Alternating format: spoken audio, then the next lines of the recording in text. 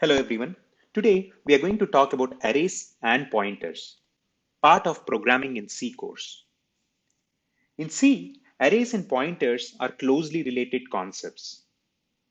An array is a collection of variables of the same data type, whereas a pointer is a variable that stores the memory address of another variable.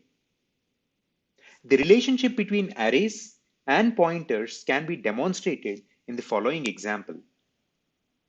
In the example, ARR is an integer array and PTR is an integer pointer that is assigned the starting address of ARR. The loop then iterates through each element of the array by incrementing the pointer using PTR++ statement. This allows us to access the values of each element of the array by dereferencing the pointer using *PTR.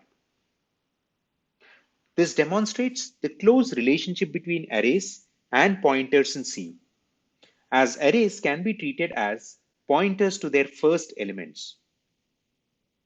This relationship allows us to perform operations such as array indexing, pointer arithmetic, and accessing array elements using pointers. Hope this was helpful. Thank you for watching.